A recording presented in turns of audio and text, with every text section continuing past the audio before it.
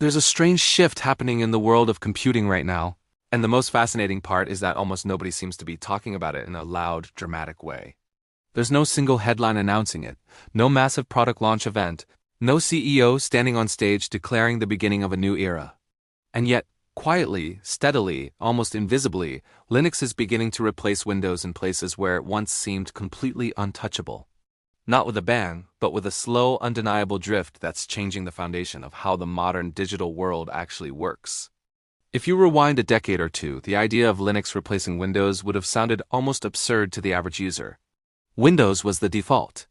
It was what came pre-installed on nearly every PC. It was what people learned in schools, what businesses depended on, what gamers used, and what developers targeted. Linux, by comparison, felt like a niche tool.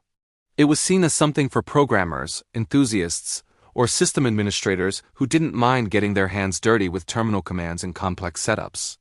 For most people, Linux wasn't even a consideration. But that perception has been quietly collapsing, and it didn't happen overnight. It happened through a series of small, almost invisible changes that added up over time. The first major shift came from the internet itself. As more services moved online, the operating system you used locally started to matter less. When your browser becomes your primary workspace, the difference between Windows and Linux becomes harder to notice. And here's the twist. Most of the internet already runs on Linux. The servers powering websites, cloud platforms, streaming services, and even many enterprise systems are overwhelmingly Linux-based. So while users thought they were living in a Windows-dominated world, they were already interacting with Linux constantly, just not on their personal machines. That alone planted the seeds of change. Because once the backend is dominated by Linux, developers naturally build tools and workflows that are optimized for it. And as those tools improve, they start to trickle down to everyday users. Then came the rise of cloud computing, which accelerated everything. Companies no longer needed to rely on individual Windows machines to run their operations. Instead, they could deploy applications in the cloud, often on Linux-based infrastructure.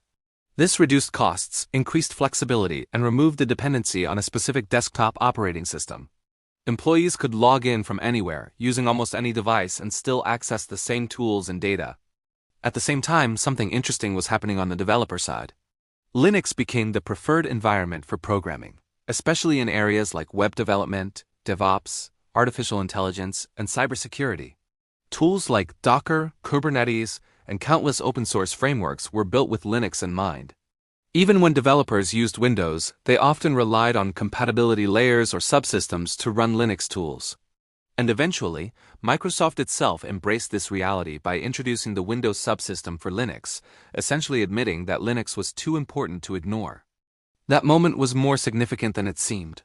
When a company as dominant as Microsoft starts integrating its biggest competitor directly into its own operating system, it's not just a feature, it's a signal.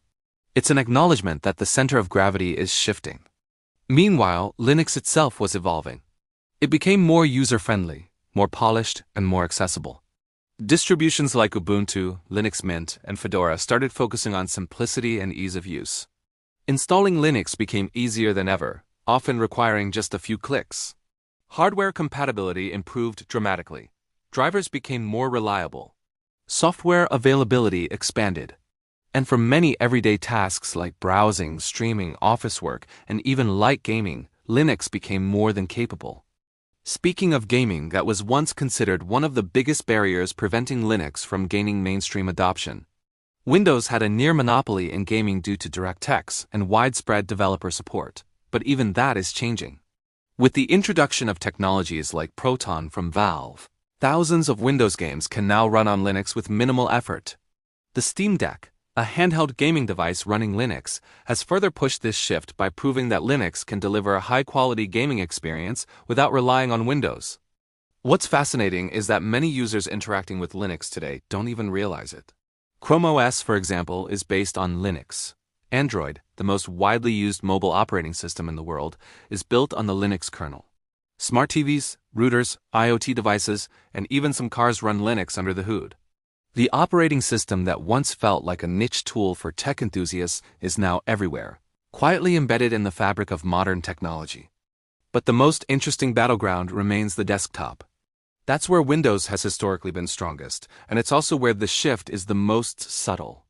Linux hasn't overtaken Windows in desktop market share, at least not yet. But it doesn't need to, not in the traditional sense. Because the definition of desktop computing itself is changing. More people are using web-based applications instead of locally installed software. Tools like Google Docs, Slack, Zoom, and countless others run perfectly in a browser. As long as you have a stable internet connection, your operating system becomes less important.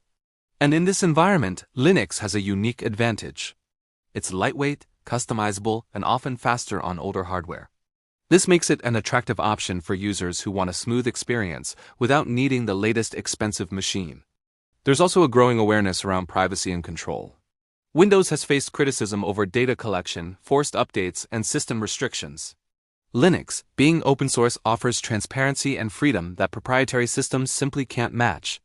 Users can see exactly what the system is doing, modify it if they want, and avoid unwanted features. This level of control appeals to a certain segment of users, and that segment is growing. Businesses are noticing this too. Many organizations are exploring Linux as a way to reduce licensing costs and gain more control over their infrastructure. Governments and educational institutions in various parts of the world have already adopted Linux-based systems to avoid dependency on foreign software and to promote local development. These decisions don't always make headlines, but they contribute to the gradual shift. Another factor driving this change is hardware diversity. With the rise of ARM-based processors and alternative architectures, Linux has shown remarkable adaptability. It runs on everything from tiny embedded devices to powerful servers and modern laptops. This flexibility makes it a strong candidate for future computing environments, where the traditional x86 dominance of Windows may not be as absolute. Even Microsoft's own strategy reflects this shift. The company has moved away from focusing solely on Windows as its core product. Instead, it's investing heavily in cloud services like Azure, which rely heavily on Linux. In fact, a significant portion of Azure workloads now run on Linux. Microsoft has also open-sourced many of its tools and embraced cross-platform development. This isn't the behavior of a company defending a dominant operating system at all costs. It's the behavior of a company adapting to a world where the operating system matters less than the services built on top of it. So when people ask whether Linux is replacing Windows, the answer isn't as simple as looking at market share numbers. It's not a direct one-to-one replacement. It's more like a quiet redistribution of importance. Windows is still widely used, especially in traditional desktop environments. But its role is no longer as central as it once was.